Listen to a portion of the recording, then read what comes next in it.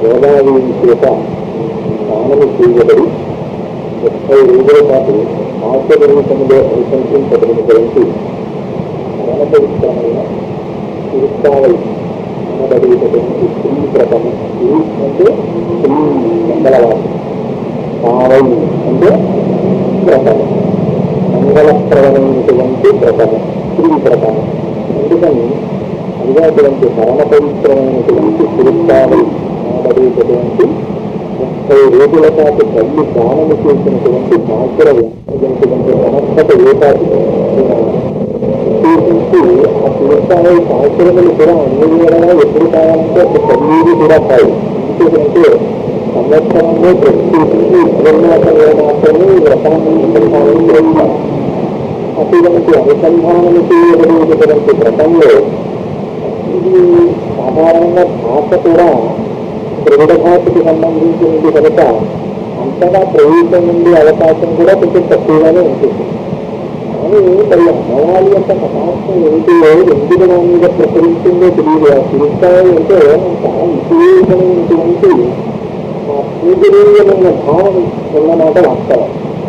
ఆ తిరుస్తాయి వాస్తవం ఉన్నప్పుడు చాలా పర్వతించిపోతుండేవారు.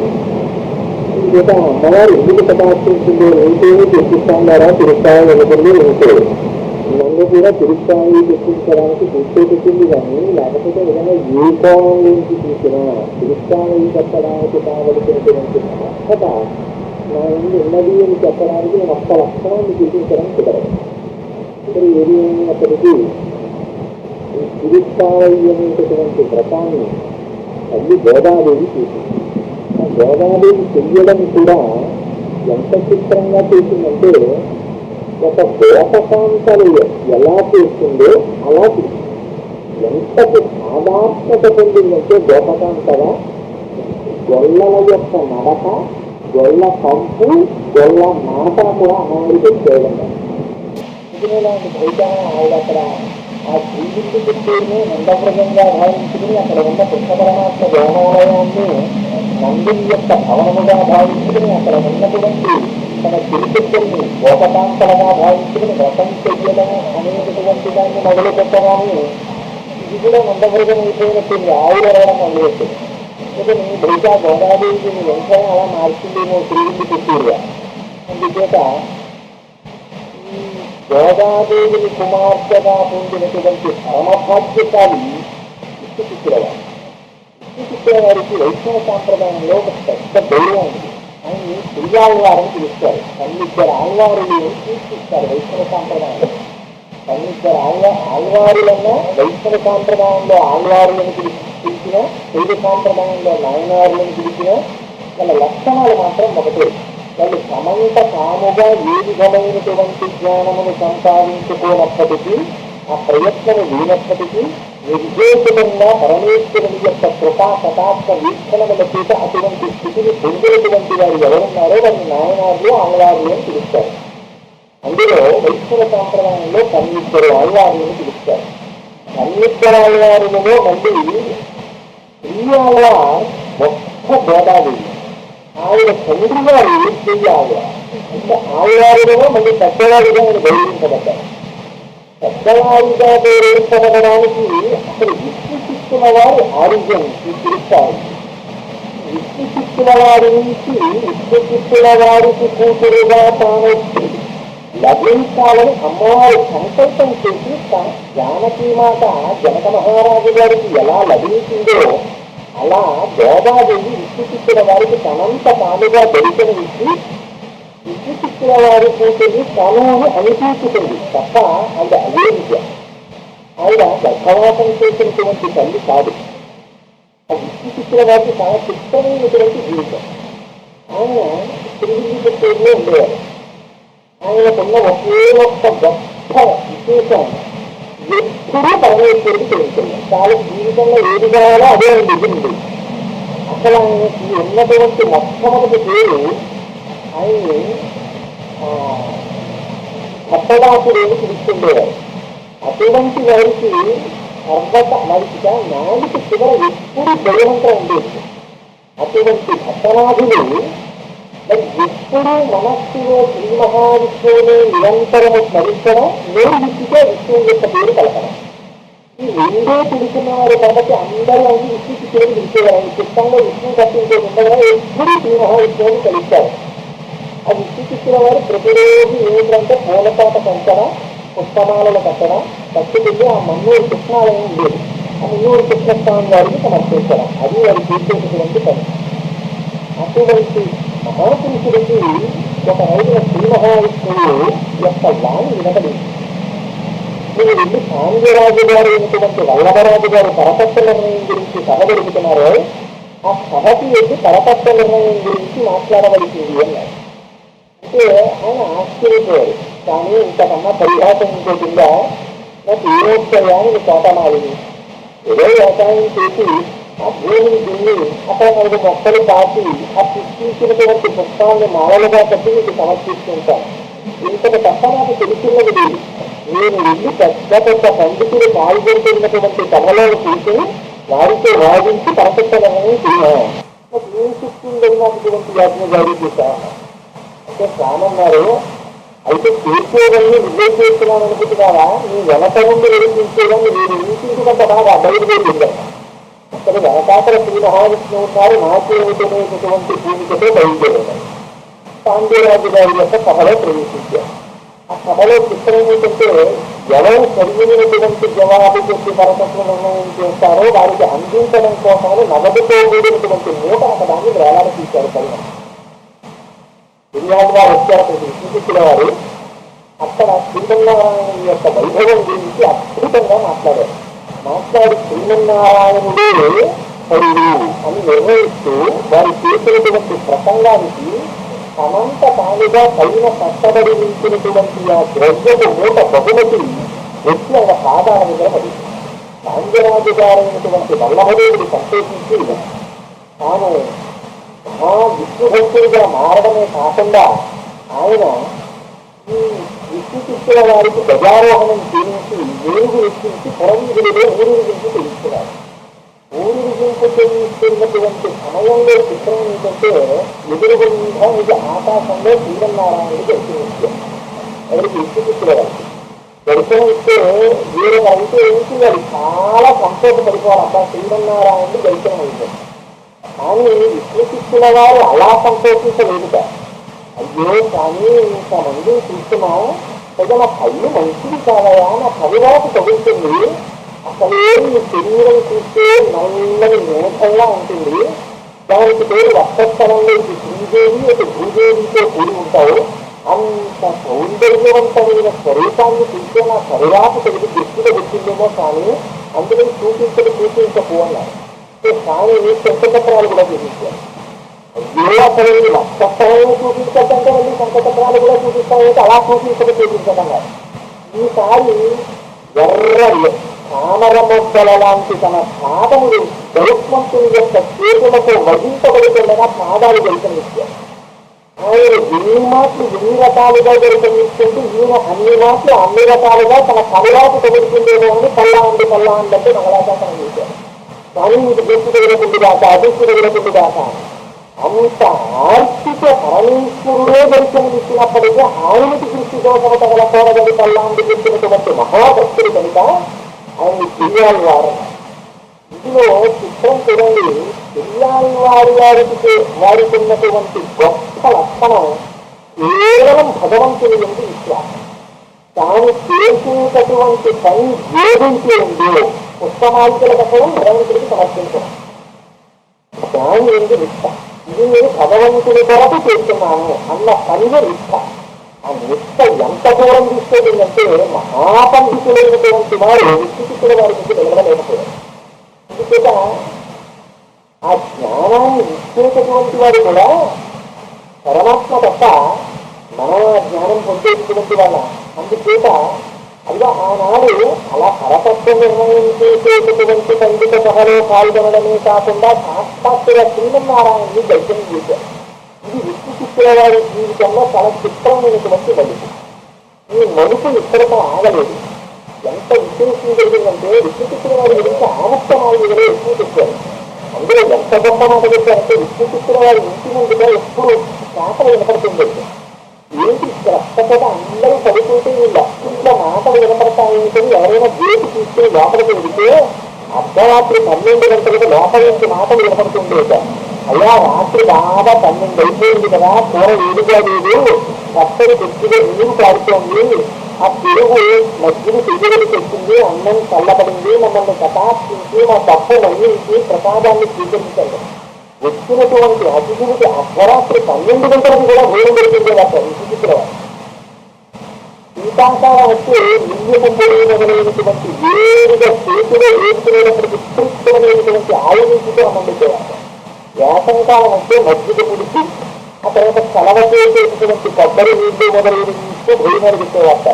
విష్ణుచిత్తుల వారి యొక్క సుగుణములు ఎలా ఉంటాయో ఆంధ్రలో విజయవాడ గారు వర్ణించారు. అందుచేత అటువంటి విష్ణుచిత్తుడు ఒకనాడు తులసి కోట దగ్గర బొప్పులు కళ్ళడము కోసమని వచ్చారు.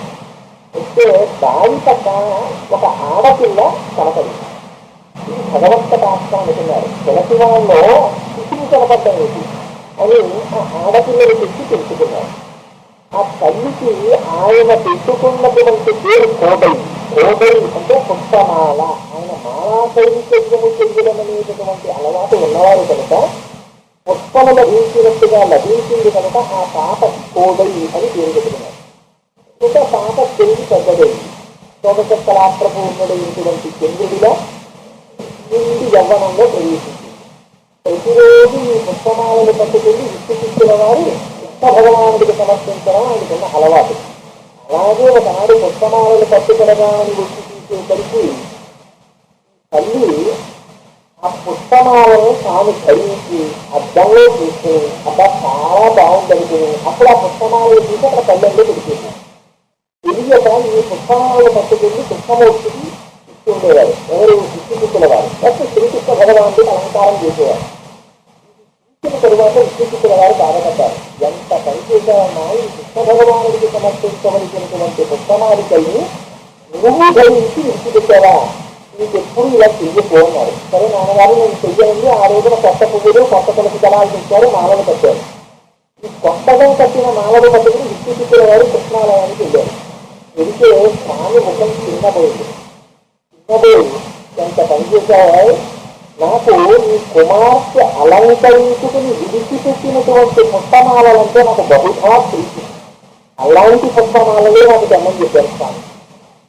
ఆ రోజు నుంచి ప్రతిరోజు గోదాదేవి తాను ధరించి విడిచిపెట్టిన పుష్పమాల తీసుకెళ్లి కృష్ణ పరమాత్మ ఇచ్చింది. అందులో ఉన్నటువంటి స్వరూపం మీకు దాటికి అవగతం అయిపోయి ఉండాలి. గోదాదేవి భూదేవి యొక్క అంశ. అంతక ముందు జన్మలో ఆవిడే సత్యభామ. నరకాసురుని సంహరించడం కోసమని వాడికి ఉన్నటువంటి శాపవశాత్తు ఆవిడే సత్యభామగా వచ్చింది. ఆ తరువాతి జన్మలో ఆవిడే గోదాదేవిగా వచ్చింది. అందుకనే గోదా అన్న పేరులో చాలా రహస్యాలు ఉన్నాయి. గో అంటే శ్రద్ధ, ద అంటే ఇచ్చినది, గో అంటే జ్ఞానం, ద ఇచ్చినది, గో అంటే మోక్షం, ద అంటే ఇచ్చినది, గో అంటే ఐశ్వర్యం, ద ఇచ్చినది, గో అంటే ఉండకూడనటువంటి విషయభ్రాంతి, ద నిర్మూలించినది. మీరు ఎన్ని రకాల అర్థాలు తీసుకుంటే అన్ని రకాలు గోదా అన్న మాటలను చెప్తాయి. అంతటి పరమ పవిత్రమైనటువంటి భూదేవి యొక్క స్వరూపం ఆ గోదావరి.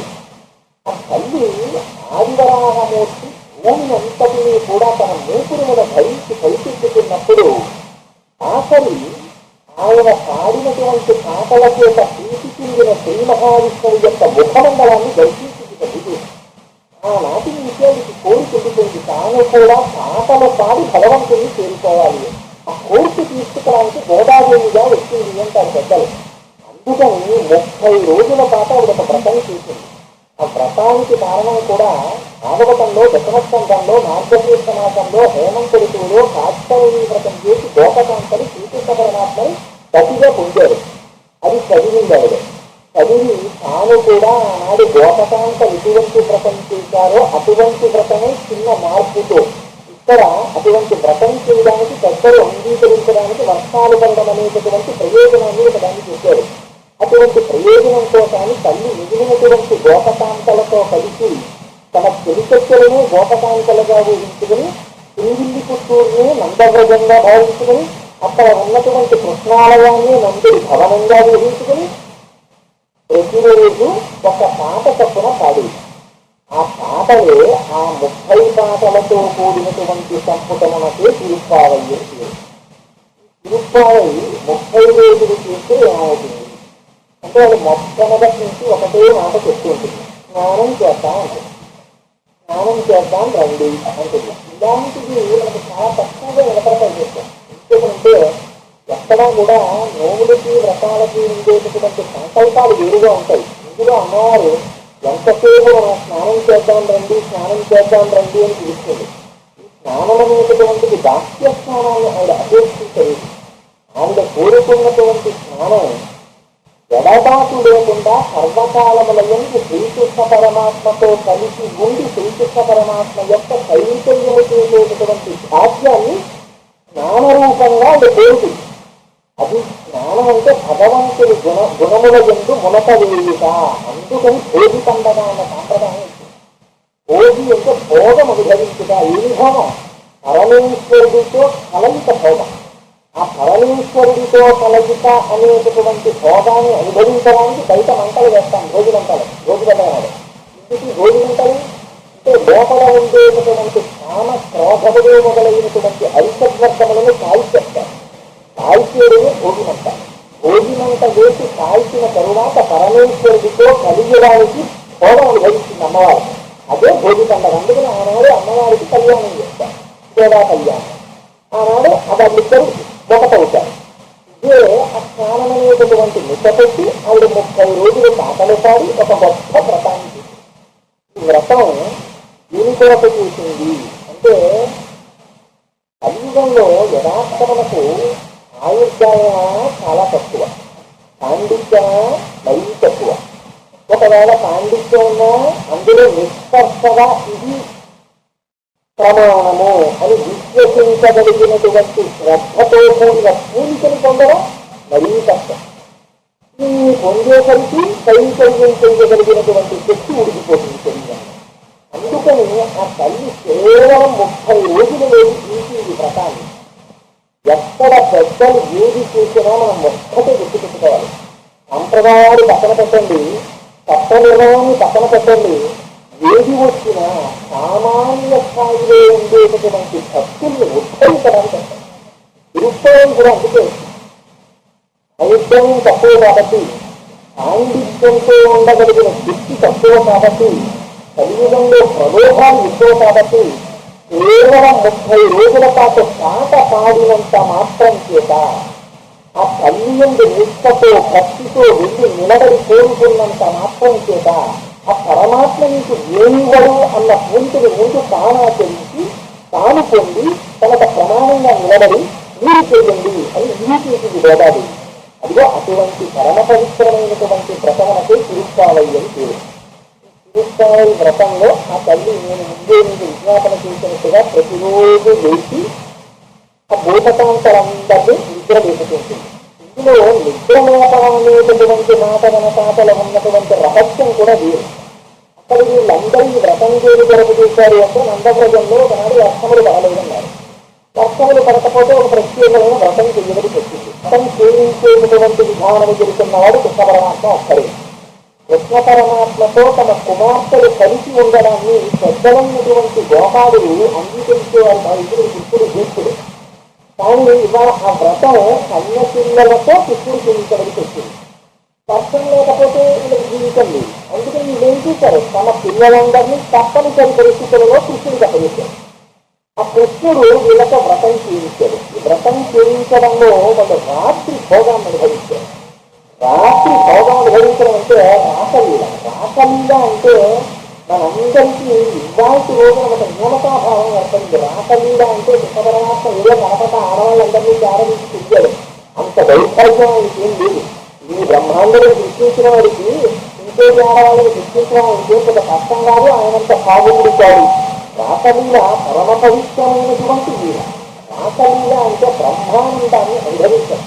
అందుకనే అందులో ఉన్నటువంటి శ్లోకములు కానీ, పోతన గారు ఇచ్చినటువంటి పద్యాలు కానీ భాష్యమునందు కామం అనుభవించేటటువంటి స్త్రీలు పురుషులతో మాట్లాడేటటువంటి మాటల రూపంగా ఉండవు. పరమ పవిత్రమైనటువంటి వేదాంతాన్ని ఉటంకిస్తూ మాట్లాడతాయి ఆ పద్యాలన్నీ. అందుకు వాళ్ళు ఆ రాసల్ని అనుభవించడం చేత చాలా మంది సన్యాసాలే ఉంటే, మరికొంతమంది సమ్మతిల్లిపోయినటువంటి స్థితిని చేరుతున్నారు, మరికొంతమంది అసలు నిద్రపట్టనటువంటి స్థితిని చేరుతున్నారు. మళ్ళీ తొందరగా శ్రీకృష్ణ పరమాత్మతో కూడాలనేటటువంటి అభిప్రాయం ఏర్పడినటువంటి వీరు గోదాదేవితో కలిసి ఒక్కొక్క గోపికలు నిద్ర లేపుతూ వెళుతుంటారు. భాష్యమునందు నిద్ర లేపడంలో సుప్రభాతం పాడినట్టుగా ఒక్కొక్క గోపికలు పిలిచి లేపుతున్నట్టు ఉంటుంది. మొదటి సంవత్సరంలో వ్రతము యొక్క గొప్పతన స్నానానికి రెండూ పిలుస్తారు. రెండో సంవత్సరంలో దానికి సంబంధించిన నియమాలు చెప్తారు. ఆ తర్వాత ఇంకక్కడి నుంచి వరుసగా గోపికలు లేపుతూ వెళుతుంటారు. ఆ వెళ్ళడంలో భాష్యంలో గోపికలు లేపుతున్నట్లు కనపడుతుంది తప్ప ఆంతరమునందు చాలా గొప్ప గొప్ప రహస్యాలు విశ్లేషిస్తారు. చేత తిరుప్పావై చెయ్యడం, తిరుప్పావై తాగడం, తిరుప్పావై వినడం, ఈ మూడు కూడా సామాన్యమైనటువంటి మనుష్యుల్ని ఉద్ధరించడానికి గోదాదేవి చేత కటాక్షింపబడినటువంటి పరమ పవిత్రమైనటువంటి ఆ పాటల సంస్కృతి. అందుచేత ఇలాంటి రోజున మనం ఆ మొదటి పాత్రాన్ని విశ్వాసన చేసే ప్రయత్నం చేస్తాం. ఇది ప్రజల భాషతో కూడుకున్నది కనుక అంత కూడా సంతగతం కాదది. పైగా విశేషించి ఇక్కడ ఆ పాత్రాల్లో మంచి ప్రవేశాన్నటువంటి నా జయంతి వాళ్ళు ఉన్నారు. ఒళ్ళు దగ్గర పెట్టుకుని చదవలసి ఉంటుంది విషయం. మొదటి పాత్రంలో గోదావరి అంటుంది, మార్గలితంగై మదినిరంగ నన్నాళాల్ நீராடப்போருவி பொடியோ நெறிலையீர் சீர்மைது நாயப்பாடி செல்வத்திரெனி தாள் ஊர்வீ பெருந்தெளியன் நந்த கோபன் குமரன் ஏராரந்தத்தன் உசேதை இளங்கிண்ணன் பார்மே செங்கன் கதிர் மரியம்போல் முகத்தான் நாராயணனே நமக்கே பரவிதருடான் ஆரோர் புகழத்த பிந்தீரே రెండావాయ్ అని తెలుస్తుంది. ఇందులో చిత్రం ఏంటంటే సాహిత్యం రెండు భాషలో ఉంటుంది, కానీ ఇది అర్థం భాష్యంలో చూస్తే చాలా సౌందర్యవంతంగానే ఉంటుంది. అమ్మవారు అంటుంది, ఇది మార్గశీర్ష మాట, విశేషించి శుక్లపక్షం, వెన్నెలతో నిండినటువంటి కాలం. ఇంత వెన్నెలతో నిండినటువంటి కాలంలో ఈ శుక్లపక్షంలో మార్గశీర్ష మాసంలో విలక్షణమైనటువంటి ఆభరణములు ధరించినటువంటి గోపకాంతల వారా, అపారమైనటువంటి సంపదను కలిగి ఉన్న వారులారా, మీరందరూ కూడా నాతో కలిసి మార్గశీర్ష స్నానము చెయ్యాలనేటటువంటి వ్రతమునకు బయలుదేరి ఉంది. ఈ వ్రతమునకు బయలుదేరి వచ్చేటప్పుడు అదిగో వేలాయుధుడై సర్వకాలముల యందు శ్రీకృష్ణ పరమాత్మ యొక్క రక్షణమునందు పూజించబడినటువంటి నందుని చేత రక్షించబడుతున్నవాడు, యశోదాదేవి యొక్క ఒడిలో పెరుగుతున్నటువంటి బాల సింహమైనటువంటి కృష్ణ పరమాత్మ, ఎర్రని కన్నులు కలిగినటువంటి వాడు, సూర్యచంద్రుడిద్దరినీ తన ముఖమండలముగా కలిగినటువంటి వాడు, లోకములకన్నిటికీ ఆనందాన్ని కల్పింపచేయడానికి సాక్షాత్తుగా శ్రీమన్నారాయణుడే అయినటువంటి కృష్ణ పరమాత్మ నుండి పరా అనేటటువంటి సాధనాన్ని గుర్తుకోవడానికి మార్గశీర్ష స్నానమునకు వెళ్ళడానికి మీరందరూ నాతో కలిసి ఉంది అని తెలుస్తుంది. ఇది దాస్యమునందు ఆ దాస్యమునకు అర్థం. అంతరమునందు నిజంగా మహానుభావులు ఎంత దర్శనం చేశారంటే తమ జీవితాన్ని నిజంగా ఈ తిరుప్పావళి కోసం అంకితం చేసినటువంటి మహాపురుషులు ఉన్నారు. అటువంటి వారిలో ప్రాతస్మరణీయులు శ్రీమాన్ శ్రీహాస్యం అపలాచార్య ఉన్నారు ఒకరు. ఇందులో ఆ తల్లి అంటుంది, ఇది మార్గశీర్ష మాసము అంటే. ఈ మార్గశీర్ష మాసమని ముందు కాలాన్ని పదత్వంతో మొదలు పెడతారు. ఎందుచేత అంటే కాలమునకు ఒక ప్రత్యేకమైన శక్తి ఉంది. కాలమును ఎవ్వరూ ఆపరు, కాలమును ఎవ్వరూ వెనక్కిపోలేరు, ముందుకు తీసుకెళ్ళరు. ఎన్ని కోట్లు ఉండనివ్వండి, ఎంత ఐశ్వర్యం ఉండనివ్వండి, ఎంత రాజ్యాధికారం ఉండనివ్వండి, ఒక్క క్షణాన్ని వెనక్కిపోడు, ఒక్క క్షణాన్ని ముందుకు పట్టుకెళ్ళలేడు. తాను కాలగతుడే ఉండిపోతాడు. కానీ ఈ కాల ప్రవాహంలో ఇన్ని జన్మలు కనచేరిపోయాయి.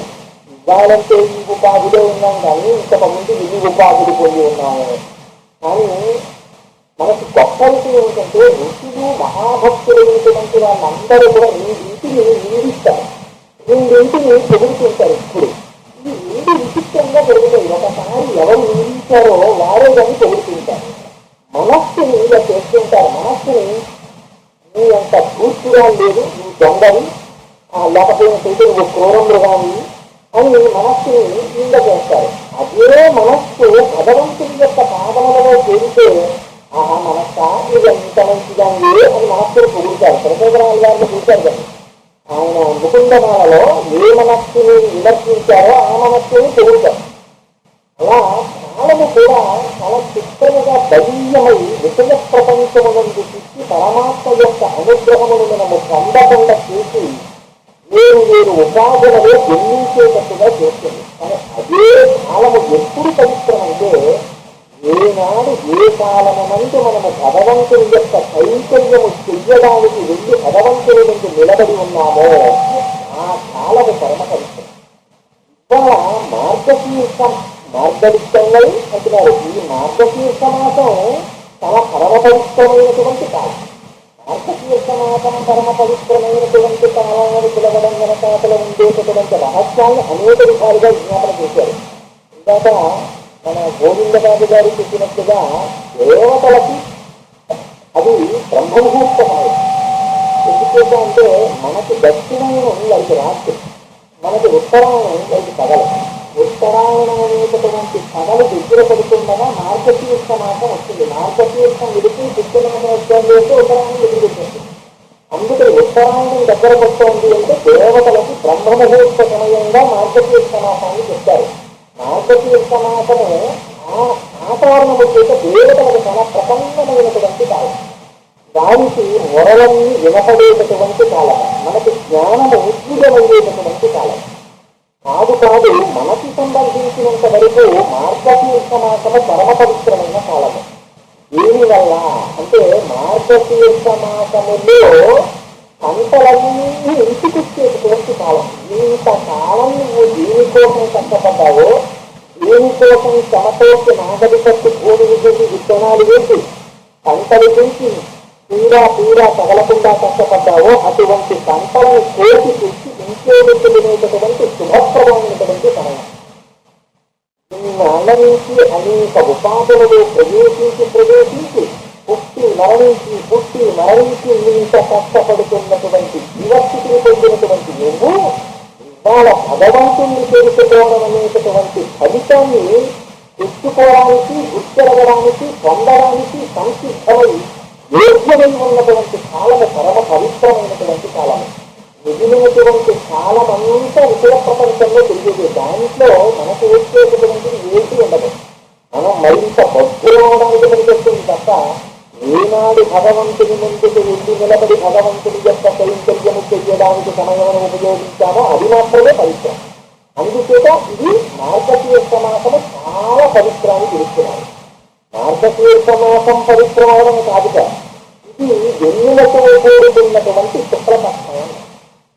అసలు నిజంగా తిరుపాయి ప్రారంభం శుక్లపక్షంలోనే ప్రారంభం. ఇప్పుడంటే మనం శుక్లపక్షంలోకి వచ్చేసేసి మహాశివరాత్రి దగ్గరికి వచ్చేసాం. శివరాత్రి అయితే కానీ 15 రోజుల తర్వాత ప్రవచనం మొదలు పెట్టాం కాబట్టి, కానీ తిరుపాయి ప్రారంభం 15 రోజుల క్రితమే ప్రారంభమైంది కాబట్టి శుక్లపక్షంలో ప్రారంభమవుతుంది. శుక్లపక్షంలో అన్ని శుభముహూర్తాలు, శుభకార్యాలు చేస్తారు.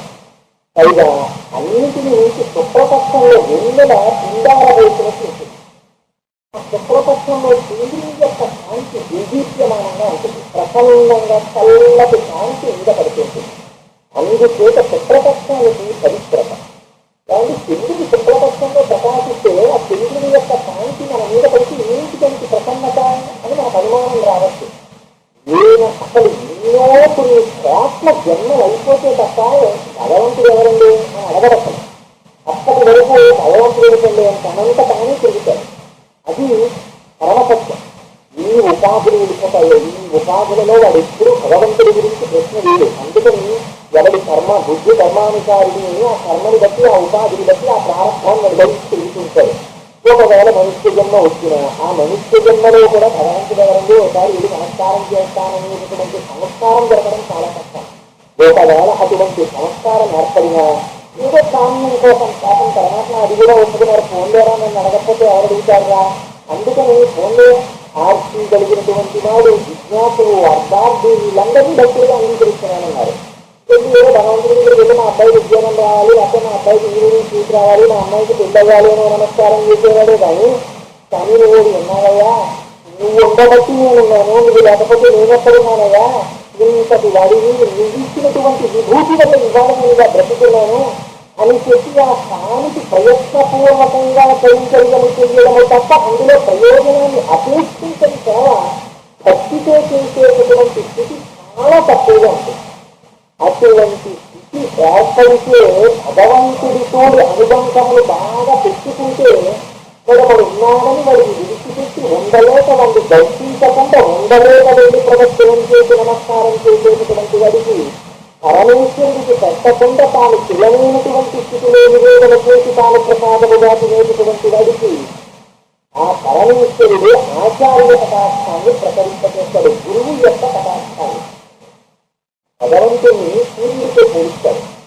సూర్యుని యొక్క కాంతి చిన్నగా మన మీద పెడితే మనం తట్టుకోలేము, అది పాపాన్ని కలిగిస్తుంది. అందుకని ఆయన మన లౌకికమైనటువంటి నేత్రంతో దర్శనీయుడిగా కాదు, మనం చూడలేము. కానీ అదే సూర్య భగవానుడి యొక్క కిరణముల చేత ప్రకాశించేటటువంటి చంద్రుడు చాలా ఆహ్లాదకరమైనటువంటి అరుపు కిరణాలు ప్రచారం చేస్తాడు. ఆ భగవంతుని యొక్క కళ్యాణ గుణములను లోపల తాను అనుభవించినటువంటి ఆనందములు చెప్పకుండా ఉండలేక నిండిపోయిన బిందులోని నీరు ఆ అంచుల గుండా జారిపోయినట్టు భగవంతుని యొక్క గుణగానము చేసేటటువంటి గురువులు ఎక్కడ మహాపురుషులు ఉన్నారో అటువంటి వారి నోటి వెంట వచ్చేటటువంటి మాటలు చల్లగా ఉండి పాపములు పరిశీలించచేస్తాయి. ఇంతకాలము సంసారములో మగ్గునుడి తిరగడమే పాప. ఆ పాపం పోయి ఇవాళ గురువుల యొక్క కటాక్షం మీద పడగానే చల్లగా వినిపిస్తుంది. ఎన్నాళ్ళకిరా ఇంత మంచి మాట విన్నా, ఎన్నాళ్ళకిరా భగవత్ సభాశ్రవణం చేశా అని మనస్సు లోపల ఒక రకమైన ఉపశాంతి కలిగింది. ఇదో ఈ శాంతిని ఇవ్వగలిగినటువంటి లక్షణము గురువు. ఆ గురువు చంద్రుడు. అంటే ఇవాళ ఎటువంటి స్థితిని పొందినటువంటి వాళ్ళే ఉన్నారు. మార్గశీర్షమాసనలకు వచ్చారు, గురువు యొక్క కటాక్షము లభించింది. ఈ రెండు కలవాలి, ఈ రెండు కలిస్తే తప్ప ఆ చెత్త చివరి పండుని అందుకోవడానికి కావలసినటువంటి స్థితిని పొందలేనట్టు. ఎందుకని బంతి చేసే పట్టుకుని మీరు ఒక్కొక్క మెట్టు మీద పెట్టుకుంటూ చిన్నతనంలో ఆడుకుంటుండే వాళ్ళము. నేరమెట్లు ఉంటే ఏదో 100 మెట్లు ఉన్నాయనుకోండి, వేరొక దాని వంట చూడకుండా రబ్బరు బంతి చేతో పట్టుకుని ఒక్కొక్క మెట్టు మీద ఒక్కొక్కసారి కొడుతూ ఒక్కొక్క మెట్టుకు బంతి చేతో పట్టుకుని పైకెత్తి 100 మెట్టు మీద తిరిగిన తర్వాత కొడుకు చేతో పట్టుకోవాలి. పట్టుకుంటే మనం పట్టుకోవడం కాదు, పండిపోవడం ఏంటి? పండిపోవడం అంటే ఆ స్థితిని పొందాడు. అలా ఒక్కొక్క మెట్టు మీద పెట్టుకుంటూ వెళ్తుంటే 90 మెట్టు మీద వెళ్ళిపోవడం వరకు అనవచ్చు. 90 మెట్ల వరకు పర్వాలేదు. అమ్మో ఇంకా 10 మెట్లు ఉన్నాయి, సరిగ్గా నేను కొత్తగా ఈ 10 మెట్ల మీద బంతి అనిపిస్తుంది. 96 మెట్టు మీద వెళ్ళేటప్పుడు బంతి ఆట ఆడడం రాని వాడి స్థితి 98 మెట్టు మీద బంతి తెలిసిపోయింది అనుకోండి. మీరు కళ్ళు మూసి కళ్ళు తెరిచేటప్పటికీ ఒకటో బంతికి జారిపోతుంది. చేత ఆ ఉపాసనలో పరమేశ్వరుణ్ణి చేరుకోవాలనేటటువంటి కైకర్యంలో మీరు జ్ఞాన మార్గంలో వెళ్ళండి, కర్మ మార్గంలో వెళ్ళండి, భక్తి మార్గంలో వెళ్ళండి. చిత్త చివరికి ఆ జ్ఞానము ఇచ్చి పరమాత్మ ఆ మోక్ష స్థితిని కల్పించడం అనేటటువంటి పునరావృత్తి రహితమైనటువంటి మోక్ష స్థితిని ఇచ్చేటప్పుడు మాత్రం భగవంతుని యొక్క కటాక్షమే చిత్త చివర మాత్రం పరమపయోగం. అది లేకపోతే మీ ప్రయత్నం చేత మీరు భగవంతుని యొక్క స్థితిని అనుభవించడం అన్నది మాత్రం కూడా ఇది చాలా చిత్రంగా ఉంటుంది. ఏదో ఈ సిలబస్ ఇది చదివితే 12 పాఠాలు చదివి 50 మార్కులు తెచ్చుకుంటే ఎన్నో పాస్ అయిపోతుంది అంటే 12 పాఠాలు చదివితే ఎన్నో తెచ్చేసుకోవచ్చు. ఎలా ఉంది భగవంతుడితో ఎలా ఉంటాడు అని అన్నీ చెప్పేసి ఆఖరి నుండి ఎటో వాటో నిరస్తం అప్రాప్య మనసా సహా భగవంతుడు ఎక్కడున్నాడో తెలుసా, నేను ఇంక ఎక్కడ చెప్పడం కుదరదో అక్కడ ఉన్నాడు భగవంతుడు, ఎక్కడ మనస్సు చెప్పలేదో అక్కడ భగవంతుడు ఉన్నాడు. మీరు మనస్సుతోనే కూడా మాట చెప్పటం మీరు భగవంతుడు ఎక్కడున్నారని చెప్తారు. అంటే వాక్కు అందుతుంది, మనస్సు అందుతుంది. అందించటువంటి స్వరూపమైన ఈ రెండింటికి ఆవల ఆయన ఉన్నాడు. అందుకనే పోతన గారు చాలా అందమైనటువంటి మాటలు మాట్లాడారు. లోకత్తులు లోకేశులు లోకంబులు తుదిన తుది అలోకంతకు తుదీతకు కావల ఎవ్వం లేకాకృతి వెలుగు అతన్ని చూపించున్నాడు. ఈ ఇంటికి దాటిపోవాలి. దాటిపోయిన తరువాత ఏకరూపంలో వెలుగేటటువంటి ఆ పరమాత్మ యొక్క స్వరూపం లోపల అందరం ఉంటే ఈ యొక్క కటాక్ష. ఆ కటాక్ష అందితే తప్ప ఆ స్థితి పొందాలి. ఇది మార్గశీర్ష, ఇది చిత్తశివరి స్థితి. అటువంటి చిత్తశివరి స్థితికి చేరుకోవడానికి అసలు గురువు యొక్క కటాక్షం అంటారు. గురువు యొక్క కటాక్షము తన యొక్క ప్రయత్నము ఈ రెండు ప్రారంభం ఉంటే తప్ప ఆ అనుగ్రహం కలిస్తే తప్ప ఆ చిత్తశివరి స్థితి దాకా అసలు వెళ్ళలేదు. ఐవిధ్యం దాకా వెళ్ళడం జరుగుతాం. ప్రేమిస్తున్నా ఎన్నోగా ప్రేమిపోతుందా అంత చెప్తుందా. అందుకని ఇది మార్గశీర్ష మాసం, వెన్నెల రాత్రి, మనం స్నానం చేయడానికి వెళ్ళాలి. విలక్షణమైనటువంటి ఆభరణములు ధరించినటువంటి గోపకాంతలారా రెండని పిలుస్తున్నారు. ఇలా పిలిచింది కూడా స్నానానికి ఎవరు రావాలంట? పడుచు వాళ్ళే రావాలి. విలక్షణమైన ఆభరణములు ధరించినటువంటి గోప పడుచుని పిలిచింది. విలక్షణమైన ఆభరణములంటే ఇందులో చిత్రం ఏంటంటే స్నానానికి వెళ్ళేటప్పుడు ఒంటి మీద చాలా ఆభరణాలు వేస్తున్నారనుకోండి. స్నానానికి వెళ్ళి ఏం చేస్తారు? చాలా ఆభరణాలు తీసేసి పక్కన పెట్టేసి స్నానం పెడతారు. అంతేకాని స్నానానికి వెళ్తున్నాను వీరుగా తీయండి, ఒక తాళాలు ఎక్కడున్నాయి నాలుగు తీసుకోవాలని ఎవరు అందరూ. విలక్షణమైన ఆభరణమైన దేనికి స్నానం తీయలేదు అంటే అసలు ఆ వాక్యంలో ఉంది విలక్షణత్వం అంతా. ఆభరణము విలక్షణమైన ఆభరణములు దేనికి స్నానం చేయాలంటే మీరు ముందే విజ్ఞాపన చేశాను. ఇక్కడ వాళ్ళు కోరుకుంటున్నటువంటి స్నానం ఏదో పద్ధతి నీళ్లు పెట్టుకెళ్ళి బాత్రూంలో పెట్టుకుని నీళ్లు తీసుకెళ్ళి స్నానం చేయడం కాదు వాళ్ళు అడిగేది. స్నానము అంటే మూడుగా. అందుకని భోగి పండుగ నాడు తలస్నానం. తలస్నానం అంటే భగవంతుని గుణములలో గుణత వేసి ఆ భగవంతుడితో నిత్యము విడదీయమైనటువంటి అనుబంధాన్ని పొందడం. ఎటువంటి అనుబంధం అంటే నది ప్రవహిస్తున్నంతసేపు నది వేరుగా ఉంటుంది, సముద్రం వేరుగా ఉంటుంది. నదికి దగ్గరికి వెళ్ళిపోయిన తర్వాత కూడా నది నదిగా ఉంటుంది, సముద్రం సముద్రంగా ఉంటుంది. ఒక్కసారి నది వెళ్ళిపోయి సముద్రంలోకి కలిసిపోయింది అనుకోండి. కలిసిపోయిన తర్వాత గబాలను పట్టుకుని నీళ్ళు వెనక్కి తీసుకురండి. ఇప్పుడు అందరూ నదిని సముద్రాన్ని వేరుతుందండి కుదరదు. ఒకసారి కలిసిపోతే సముద్రంతో నది సముద్రం లేకపోతుంది. అలా పరమాత్మతో కలిసిపోయి విడదీయరానటువంటి అనుబంధములు పొంది అటువంటి అనుబంధము చేత బ్రహ్మ ఆనందాన్ని పొందేటటువంటి స్థితిని అనగడము మార్గశీర్ష మాసంలో స్నానాన్ని జరుగుతున్నారు. దానికి ఏం కావాలంట?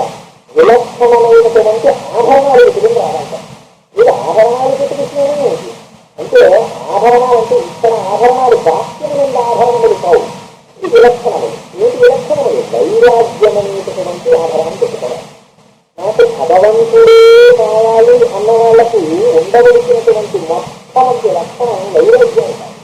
వైరాగ్యం అంటే ప్రయత్నపూర్వకంగా పెట్టుకున్న వైరాగ్యం వైరాగ్యం కాదు. గాంధీ గారి దగ్గర వెళ్ళి చాలా సింపుల్గా ఉన్నామనిపించడానికి ప్రపంచ గాంధీ అని మహానుభావులు పుస్తకం రాశారు.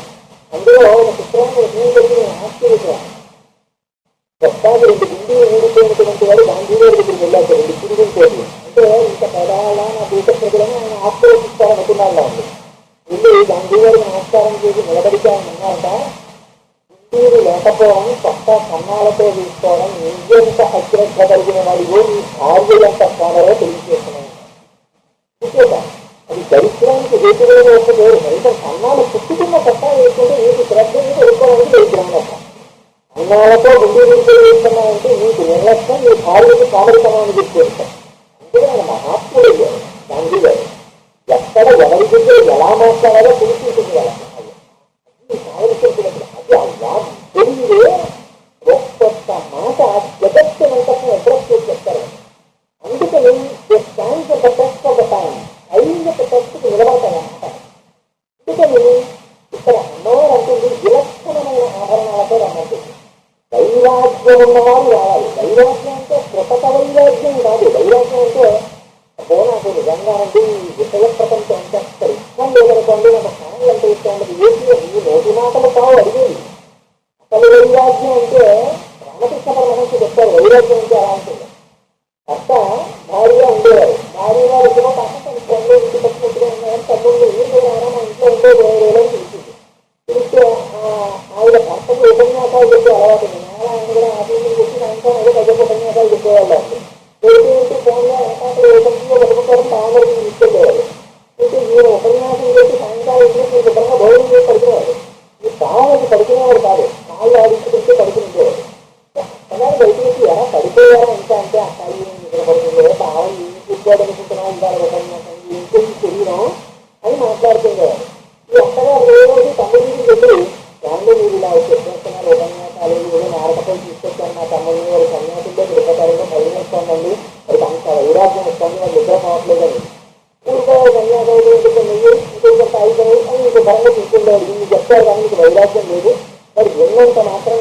ఎంత వైరాగ్యం అంటుంది. ఒక రోజున మళ్ళీ ఇంటికొచ్చి భోజనం చేస్తుంటే ఈ మాట చెప్పింది. ఆయన అన్నాడు, నిజంగా వైరాగ్యం ఉన్నవాడు ఈ మాట కాళ్ళు అడుగుతుంటే పడిపోడు, ఎలా అడిగిపోతాడో తెలుసా సన్యాసిలోకి అన్నాడు. ఎలా సన్యాసి వేరు సన్యాసి వేరు, వైరాగ్యంతో వేసేదే సన్యాసి. అందుకని ఎలా వెళ్ళిపోతాడో తెలుసా అంటే ఎలా వెళ్ళిపోతాడన్నాడు. ఇప్పుడు ఆయన వేసి ఆ పక్కన పెట్టి తువ్వాలు తీసి భుజంలో చేసి ఇలా వెళ్ళిపోతారని వెళ్ళిపోయినా రాలేదు. నిజం ఇష్టంటారు వైరాగ్యం, బయటపోతున్న ప్రదర్శించే వైరాగ్యం కాదు. ఇతను విలక్షణమైన ఆభరణములను ధరించిన వారలారా స్నానానికి ఉంటుంది. ఆ మాట చెప్పడంలో ఎంత అందమో చూడండి. అది విలక్షణత్వం. ప్రపంచంతో సంఘం, ప్రపంచం సంసారంతో సంఘమని విజయ ప్రపంచాన్ని అనుభవించడానికి దానికి ఏం పెద్ద క్వాలిఫికేషన్ అక్కర్లేదు, అందరూ అనుభవిస్తారు. అక్కర్లేదనడం బలం. అందుకని సుందరకాండలో హనుమ కరీష్ణజాలం బలవంతగస్త యశస్పై చూసి సువర్ణజాలం అన్నారు వాల్మీకి రాసి. నాకు భోగాలకు భోగాలకు భోగాలకు నాకు భగవంతుడు కావాలి, భగవంతుడు కావాలి, భగవంతుడు కావాలి లోపల ఆర్చి తిరిగిపోతున్నవాడు ఎవడున్నాడో, ఎవరికి విషయ ప్రపంచాన్ని చూసేసరికి ఒంటి మీద ఏళ్ళు గురులు పడినంతగా బాధపడి ఎన్నాళ్ళు భవిస్తాను రా ఈ భోగాలు ఎప్పటికి రాని ఒక పరమేశ్వరుడితో కూడుకొని ఏడిచాడో మరి వైరాగ్యం అంటారు. ఊరికి తెలిసాడు ఆయలు కాచిపోయిన చేతులు ఒళ్ళంతా కానీ కాయలు కాచిపోయిన వధువుల కాంతములకు ఎంతమంది తీసుకెళ్తే తిరిగాను. ఒకటి తిరిగితే నా ఒళ్ళంతా కింది పడిపోయింది. అయినా కూడా నాకు ఈ స్థానం పోలేదా పరమేశ్వర, ఎప్పుడు తీసేస్తాడో ఆయన ఇస్తే అయితే అది వైరాగ్యం. అంతటి వైరాగ్యం ఉన్నవారికి దాతరిక ఉండదు, ఉన్నట్టు చెప్పేస్తాడు. అందుకని భగవంతుడికి నిశ్చర్తగా చెప్పుకున్నాడు బుద్ధి. అదిగో అటువంటి వైరాగ్య సంపత్తి ఎవరికిందో వాళ్ళు ఈ స్నానానికి రండి. అంత వైరాగ్యం ఏర్పడినటువంటి వాళ్ళకి భగవంతుడితో ఎడబాటు లేనటువంటి నిరంతర సంబంధమైనటువంటి నిత్య సంస్కృతాన్ని ఎవరు అపేక్షిస్తున్నారో అటువంటి వారు స్నానమునకు రండి. వారు పడుకులై ఉండాలి. పడుకులే ఏ రికార్డు అయిపోయింది ఆయన పెద్దవాళ్ళు అయిపోయినా ఏ చూపిస్తున్నారో అన్నం అవుతుందా వచ్చి రికార్డు పడుకు వాళ్ళకంటారు. ఇది ఇదే అన్యాయండి. మరి అమ్మవారు అలా చెప్పింది పడుకు వాళ్ళకని. పడుకు వాళ్ళు అంటే పడుకుతాం అంటే యవ్వనం. యవ్వనం దేనికి గుర్తు? అనుభవింపబడడానికి గుర్తు. అనుభవింపబడడానికి యవ్వనం గుర్తైతే పరమేశ్వరుణ్ణి అనుభవించడానికి కావలసినంత ఉద్విగ్నత లోపల ఉంటే ఆయన్ని పొందకుండా ఉండలేననేటువంటి స్థితింటే అది యవ్వనం. ఈ రామకృష్ణ పరమహంస మాటల్లో చెప్పాలంటే ఆయన దగ్గరికి వచ్చి వివేకానంద అడిగాడు, నాకు కూడా నీ కూడా భగవంతుడిని దర్శనం చెయ్యగలనా అని అడిగాడు. అడిగితే పరమహంస అన్నారు, ఇంటికి చూడలేదు, నేను నిన్ను చూస్తున్నట్లు నువ్వు నన్ను చూస్తున్నట్లు నువ్వు భగవంతుడిని చూడగలవా? అయితే ఎలా కనపడతాడు? నీ మెడపట్టి నీరు ఉన్నటువంటి చెరువులో ముంచి గట్టిగా పట్టుకుంటే ఊపిరి కోసం ఎలా కొట్టుకుంటావో అలా భగవద్ దర్శనం కోసం నువ్వు ఆర్చి పొందగలిగితే ఇప్పుడే ఇక్కడే ఇంక భగవంతుడు దర్శనిస్తాడు. అంత ఆర్చి నీకు ఉంటే భగవంతుడిని దర్శనం చేయాలన్న అంతటి ఉద్విగ్నత నీకుంటే అది యవ్వనం, అది పొడుచుతాం. ఇది అనుభవించడానికి కావలసినటువంటి యోగ్యత. అందుకని అటువంటి విలక్షణమైన ఆభరణాలు ధరించినటువంటి గొల్ల పడుకులారా స్నానమునకు రండి. మీ అందరికీ ఇవాళ విశేషమైనటువంటి సంపద కలిగిన దాక్షిణంలో గోపకాంతలకు సంపద ఉంటుందండి. దాక్షిణంలో గోపకాంతలకు సంపద ఉందా? గోపాల బాలుడికి సంపద. మరి సంపద కలిగిన వారా అని పిలుస్తుంది. సంపద దిగుబడి. కానీ రెండవ ఐశ్వర్యం ముందు మొదటి ఐశ్వర్యం యథార్థమునకు పనికిరాదు. ఎందుచేత అంటే అంత కృష్ణ పరమాత్మ పుట్టిన తరువాత ఆ నందవ్రజంలో కాడి విపరీతంగా పెరిగిపోయింది. అసలు ఇలా కృష్ణుడు పుట్టాడండి అని చెప్పారు. వచ్చి బయటికి వచ్చి చెప్పుకున్నారు, అమ్మయ్య చల్లవారింది, ఎంత మంచి మాట విన్నామో ఇవాళ మేమందాము ఈ నేలకి శుభమాట విన్నాం. మన యశోదకి మగవాణిక నిన్నట పూర్తి వస్తామమ్మ శుభకులారా అన్నారు. యశోదకి చిన్న పిల్లాడి పుట్టాక ఎంత సంతోషమో అని చెప్పుకున్నారు గోపకాంతలు. ఈ మాటలు విని సంతోషించినటువంటి వాళ్ళు గోపాల బాలుడు కాదు. ఎవరు సంతోషించారో తెలుసండి? ఆవులు దూడలు సంతోషించారు.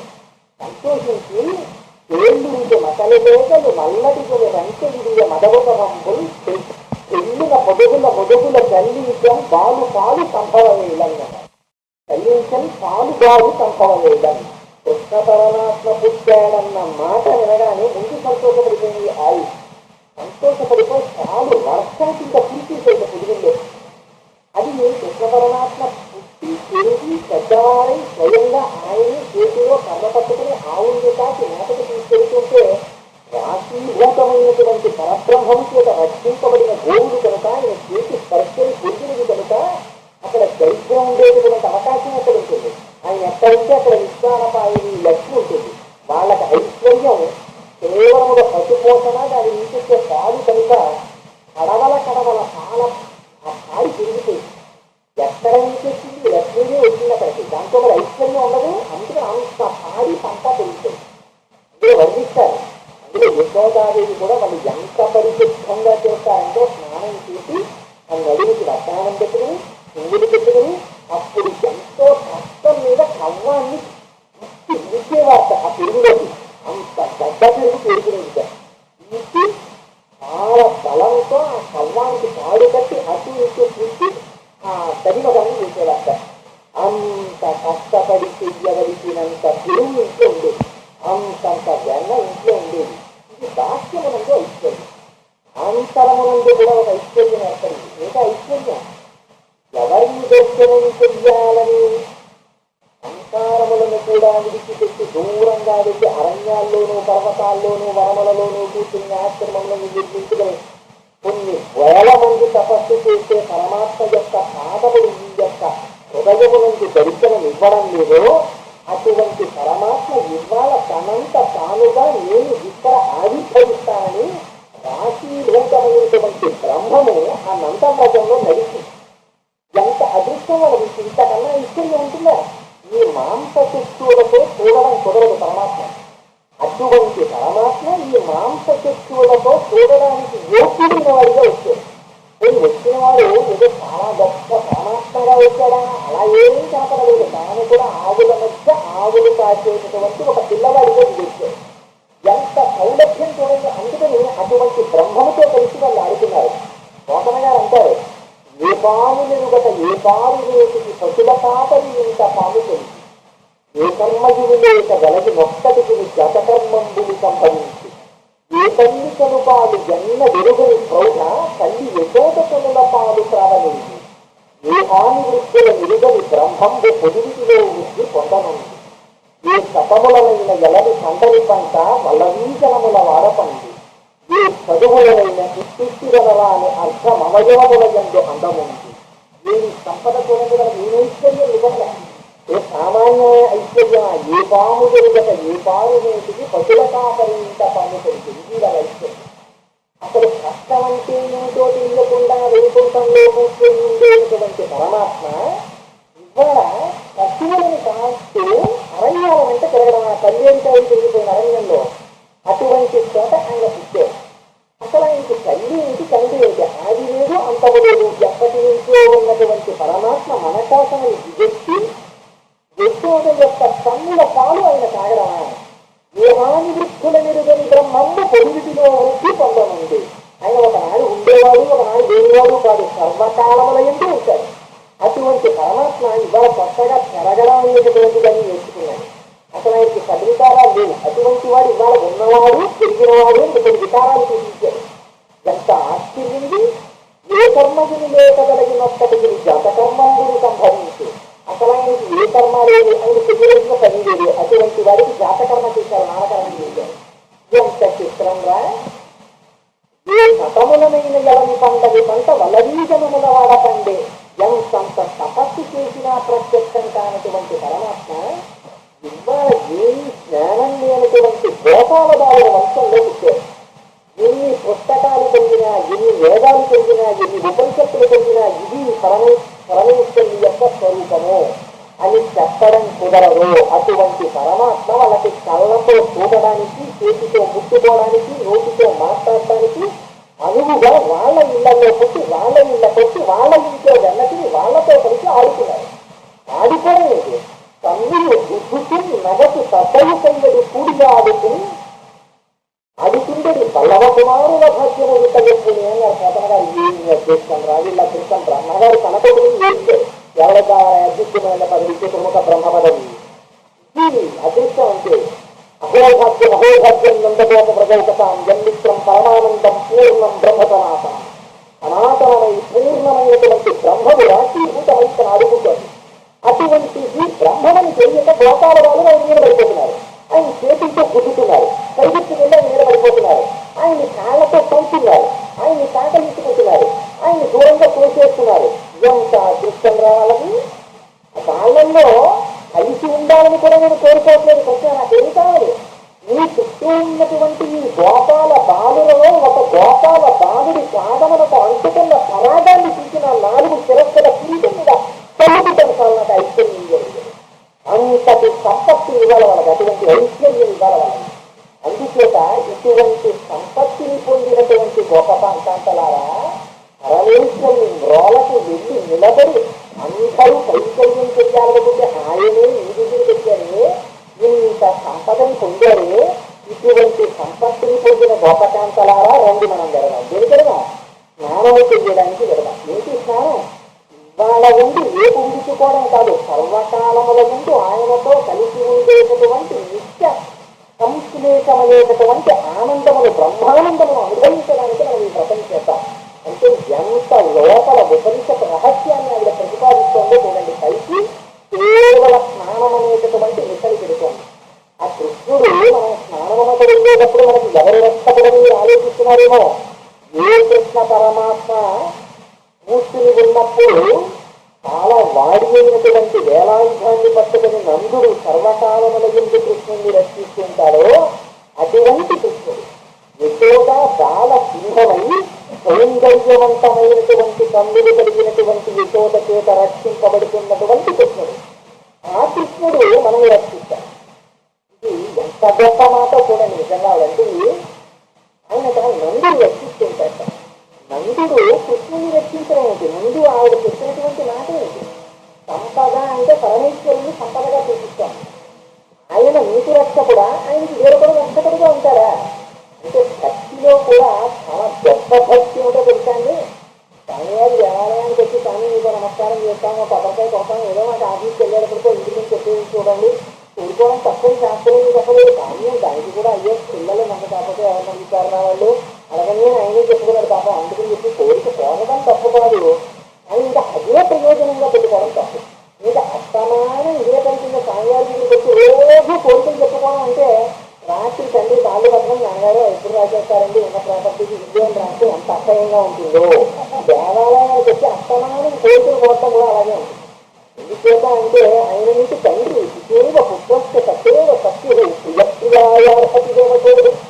కానీ నా తండ్రి నిలమేఘశ్యామ నిజ తల్లి మాకు, నిలమేఘశ్యామ నిజ తండ్రి మాకు, కమలవాసి మమ్ము కన్న తల్లి, నీ భక్తవరులంత నిజమైన బంధువులు నీ కటాక్షము మాకు అతివ సుఖము, నీ మంత్రపఠనంబు నిష్కలంకపు విద్య నీ పదస్థానంబు నిత్య సుఖము, సూర్యజాస్త నీ పాద తులసి దళము రోగముల సౌకటము, బ్రహ్మ రుద్ర వినిత భూషణ వికాస శ్రీధర్మ పురనివాస దుష్ట సంహార నరసింహ దురితదూరాన్ని తల్లిదండ్రులకి ప్రదర్శనం చెయ్యకుండా ఉండరాని వచ్చే ప్రదర్శనం చేయడం భక్తి. అందుకని భగవంతుణ్ణి కోరుకోవడానికి ఒక్కొక్క మెట్టు భక్తిలో కూడా ఎక్కుతారు. అందులో చాలా గొప్ప భక్తి భగవంతుణ్ణి తాను రక్షించుకోవాలంటారు. అందరూ భగవంతుడి చేత తాను రక్షించబడాలనుకుంటే అన్నిటికన్నా గొప్ప భక్తి ఉంటే తెలుసా అండి? భగవంతుణ్ణి తాను రక్షించుకోవాలంటారు. అందుకే పూజకి చివరికి వెళ్ళేసరికి నీరాజుని ఇవ్వడం సాధారణ.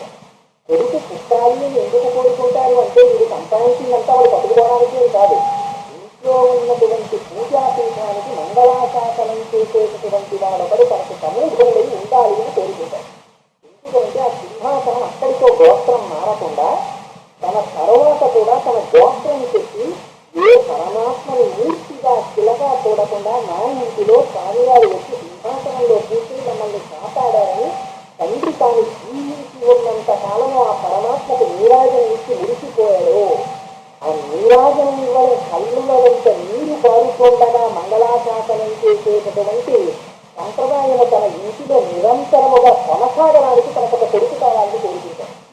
అందుకని అదిగో అటువంటి ఐశ్వర్యం నీరాజనం ఇక్కడికి వెళ్ళేటప్పుడు అందుకే మారుతుంది. అప్పటి వరకు ధర్మార్థకామమోక్షిత విధబల వృత్తార్థం అని పరమేశ్వరుని అడిగిన వాడు నీరాజనం ఇక్కడికి వచ్చేటప్పటికి శ్రీయత్కాంతాయ కళ్యాణం గజేది గజేర్జునాం శ్రీవేంకట నివాసాయ శ్రీనివాసాయ మంగళం అంటారు. శ్రీనివాసాయ నీకు మంగళం అగుదాక.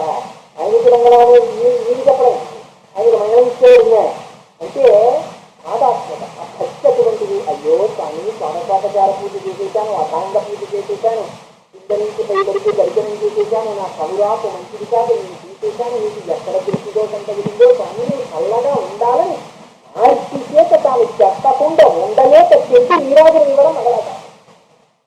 ఎందుకని మంగళాశాసనం చెప్పిన వారు పెళ్ళారు అయ్యారు, ఆళ్వారులో పెద్దవారయ్యారు. అందుకని అటువంటి వారికి కూతురుగా అవుతుంది గోదావరి. అందుకనే ఆ తల్లి చెప్పిన కథనం ఇవాళ చెప్పుకుంటున్నాం, ఆవిడ పాడిన పాట తీర్పాలుగా ఇవాళ మనం చెప్పుకుంటున్నాం. అందుచేత అదిగో ఆ నందుడి చేత రక్షింపబడేటటువంటి కృష్ణుడు అంతరమునండి ఉంది. నందుడంటే నందవతి నంద, ఆనందము కలిగినటువంటి వాడు నందుడు. అందుకే మీకు భాగవతంలో ఒక గొప్ప రహస్యం ఉంటుంది. కృష్ణుడు మధురలో పుడతాడు, నందవ్రజానికి విడిపోతాడు. మధురలో ఉండడు. కృష్ణుడు మధురకు వస్తే కంసుడు, కృష్ణుడు లేనంత కాలం కంసుడు ఉంటాడు. ఇందులో ఏమిటో తెలుసండి చిత్రం, ఈ నందవ్రజానికి ఈ మధురకి మధ్యలో యమునా నది ప్రవహిస్తుంటుంది. రాసలీల అంతా యమునా నది ఎదురే జరుగుతుంది. ఏంటి చిత్రం అంటే మధుర అంటే మధురమైనటువంటి కోరికలలో ఇతర ప్రపంచం చేసేటటువంటి మనస్సుకి మధుర. ఈ మధురకి కంసుడు నాయకుడు ఉంటాడు, స్థానము పరిపాలిస్తుంది. మనస్సు ఎప్పుడు స్థానంతో నిండి ఉంటుంది. అందుకని అక్కడ కృష్ణుడు ఉండదు. ఈ మధ్యలో యమున ప్రవహిస్తుంది. యమున చాలా అది ఆగదు. సూర్యుడు ఇద్దరు పిల్లలు, ఒకరు యముడు ఒకరు యమున. ఆగకుండా ఉండిపోయేది యమున కాలం. ఆగకుండా ఉండిపోయేటటువంటి కాలములో ఎవరి శ్వాస ఎప్పుడు ఆపాలో తెలుసున్నవాడు. ఏ కాలంలో ఏ ఊపిరి దగ్గర ఎన్ని గంటల ఎన్ని నిమిషాల ఎన్ని సెకండ్లకు ఏ ఉపాధి పడిపోవాలో ఆయన నిర్ణయిస్తే ఉపాధి పడిపోతుంది. అందుకే వీళ్ళిద్దరు సూర్యుడికి పిల్లలు. ఈ చిత్రం ఏంటంటే ఈ కృష్ణ పరమాత్మ నందవ్రజంలో పెరుగుతాడు, మధురలో పెరగడు. ఇక్కడ నందవ్రజంలో ఇక్కడ ఉంటాడు, నందుడు ఉంటాడు, యశోద ఉంటుంది. నందుడు అంటే ఎప్పుడు ఆనందంగా ఉండేవాడికి నందుడు పేరు. ఎప్పుడు ఆనందంగా నందుడు ఇంటుకుంటాడు. అబ్బా ఆయన చాలా ఫిక్స్డ్ డిపాజిట్ ఉన్నాయండి, చాలా ఐశ్వర్యం ఉందండి, దానికి కాదు నందుడు. నందుడు అంటే కృష్ణుడు రాకముందు కూడా నందుడు. అందుకని కృష్ణుడు అక్కడికి వెళ్ళాడు. ఎప్పుడు లోపల ఆత్మస్థితిని గుర్తించి ఆనందంగా ఉండేటటువంటి లక్షణము ఉన్నవాడు ఎవరున్నారు? యోగరతోవా భోగరతోవా సంగరతోవా సంగ విలీన ఎంత బ్రహ్మనిగమపేసిస్తాం నందతి నందతి నందతి. అటువంటి నందుడు అటువంటి గురువుల దగ్గరికి భగవంతుడికి అక్కడ తల్లి యశోద పాలు కాదు కృష్ణుడు పెరుగుతాడు. యశోద అంటే యశస్సు అంటే కీర్తినిద్ద అంటే ఇస్తున్నది. ఇది యశోద అంటే మంత్రం. మననాశ త్రాయతే ఇది మంత్ర, మననము చేస్తే రక్షిస్తుంది మంత్రం.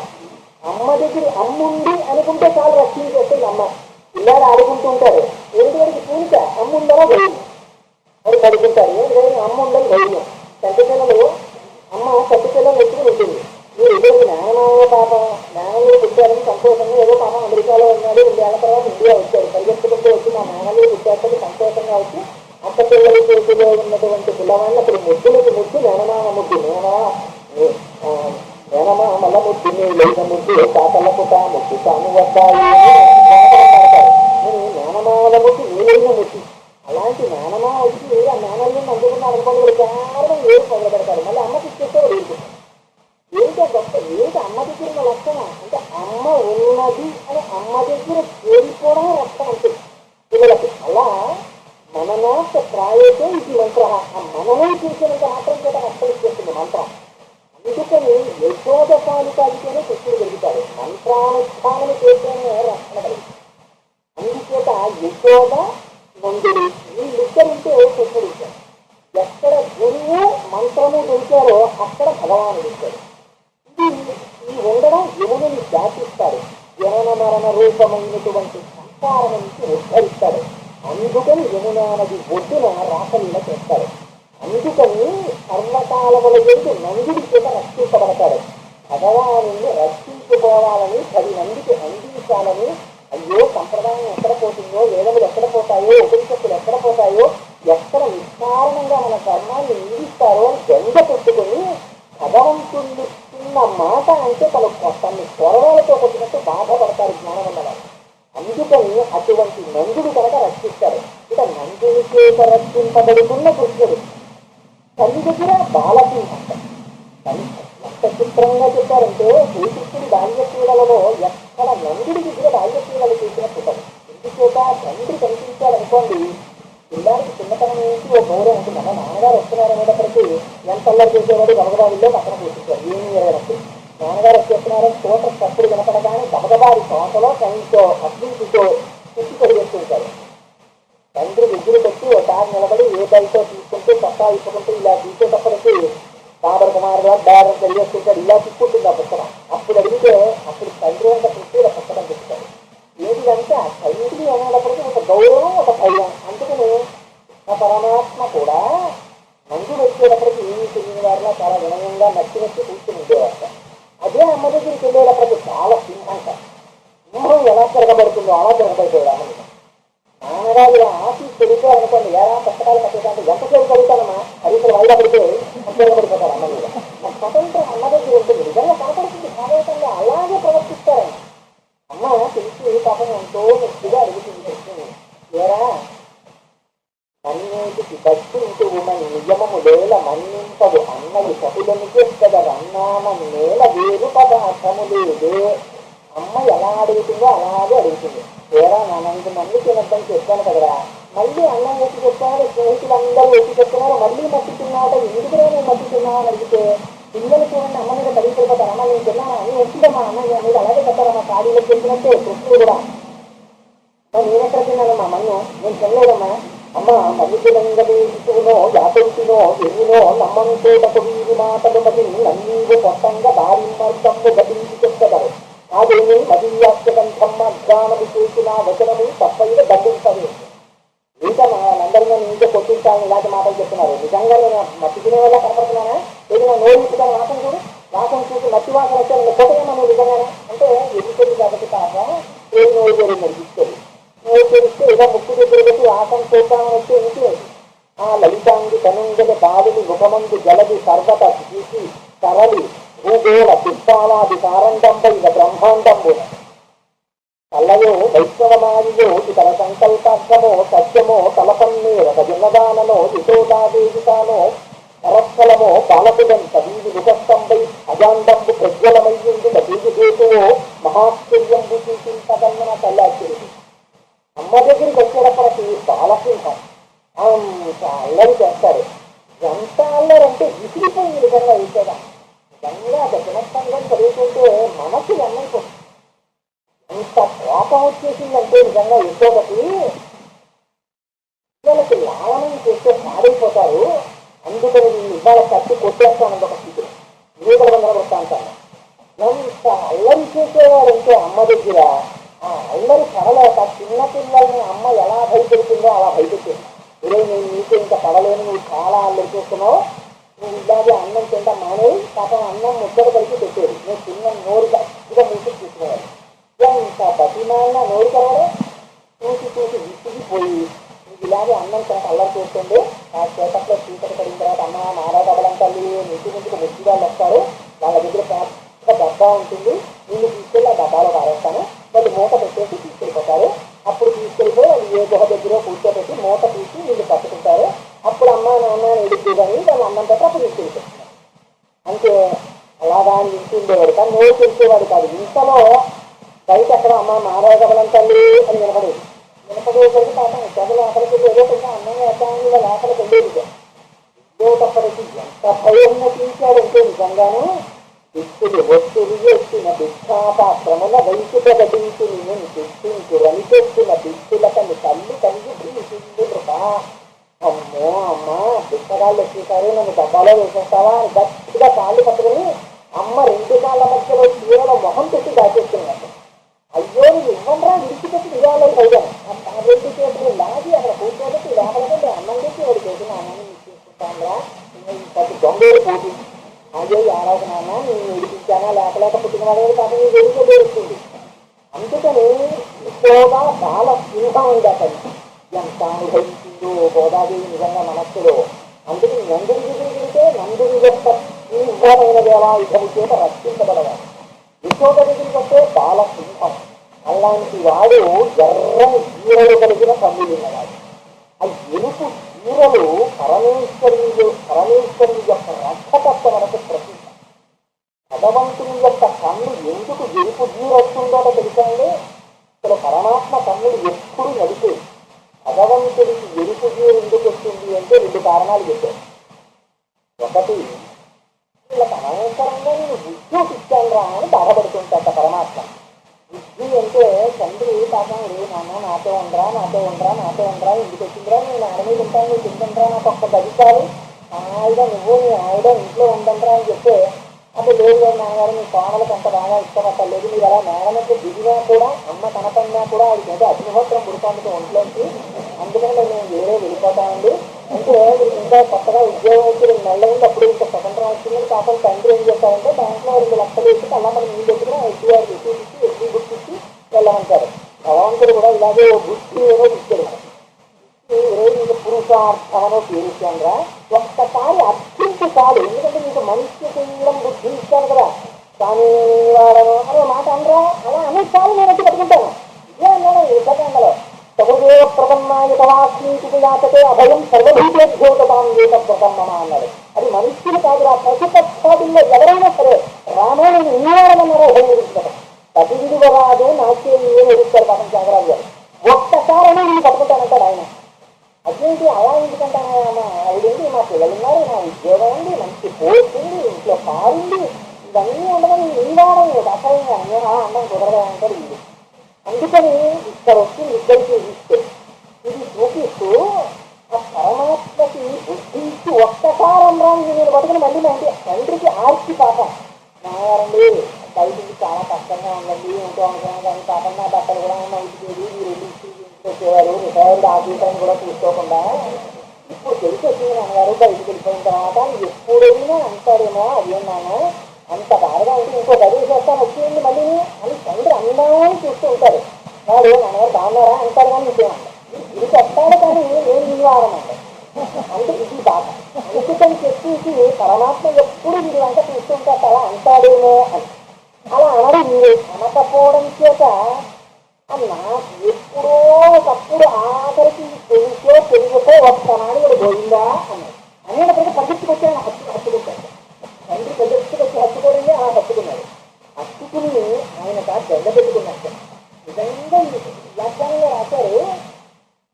ద్రౌపదీదేవి గోవిందా అని ఒక చేత్తో ఇలా చీర పట్టుకుని ఒక చేత్తో నమస్కారం చేస్తే గోవిందా అన్నంతసేపు ఇది ఒక గొప్ప ప్రమాణం అయిపోతుంది. ఒక చేత్తో నమస్కారం చేయకూడదు, శరణాగతితో ఒక చేత్తో నమస్కారం చేస్తూ తనను రక్షించుకుంటూ ఉండని కృష్ణుడు రామ. ఆవిడ కృష్ణుడే నా నామం రక్షించాలి, చెయ్యి తీసేసి 2 చేతులు కలిపి కృష్ణ అనగానే ప్రేమించాడు. ఆనాడు దండ పెట్టుకున్నట్టు అయ్యో గోవిందా గోవిందా అని ఒక చేతితో చీర పట్టుకుని అన్నప్పటికీ వచ్చి నేను చీరలు ఇవ్వకపోతుంది అని కరువు మర్యాదలు కలిగినటువంటి వాడు అప్పు చేసి తీర్చలేకపోతే వీధిలోకి రావడానికి సిగ్గుపడి బయటికి రాలేక ఇంట్లో పడుతుంటే నిద్ర పట్టకపోతే తల్లి ఎర్ర పడితే ఎలా ఉంటుందో అలా ఎర్రబడ్డ పరమాత్మకు లాభం. 2 పరమాత్మ కన్నులు ఎప్పుడు ఎరుకెక్కుతాయో తెలుసండి. ఆ ఎరుపు తీర సహజ వాత్సల్యానికి గుర్తు. సహజ వాత్సల్యం అంటే వాత్సల్యం అన్న మాట ఒక్క భగవంతుడికి వాడతారు, ఆయుష్ వాడతారు. ఎంత పోటీంచండి, ఎంత ప్రాపర్టీయో చెప్పలేను, ఆయనకే తెలియదు. పడుకుని ఒక్క మలికి కొనలేదు. ఓ కొడుకు పుడితే బాగుంది, లేకపోతే ఓ కూతురు పుడితే బాగుందని పాపం ఎంత తాపత్రయపడ్డాడో.